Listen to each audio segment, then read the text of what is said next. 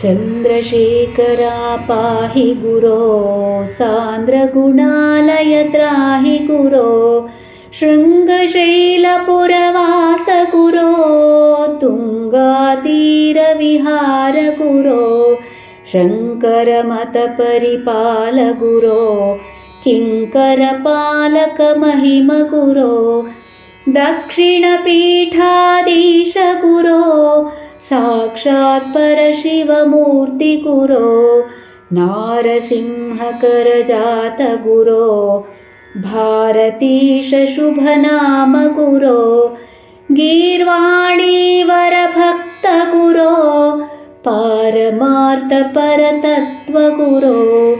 पूजितवर श्रीशक्त गुरो राजमान्ययतिराज गुरो विद्यादायक पूज्य गुरो शुद्धाद्वैत प्रचोद्य गुरो सत्यधर्मपरिपाल गुरो नित्यकर्म सन्तुष्ट गुरो भक्ताभीष्टद परम गुरो रक्तदलिनदलनेत्र गुरो ज्ञानमार्गसिद्धान्त गुरो ज्ञानिसुजनपरिपोष गुरो जन्मदुःखभवनाश गुरो चिन्मयरूपप्रशान्त गुरो कारुण्याम्बुधिचन्द्र गुरो घोरदुरितहरनैक गुरो हरिहर ब्रह्मस्वरूप गुरो परमहंस परमात्म गुरो प्रकटितलीला महिम गुरो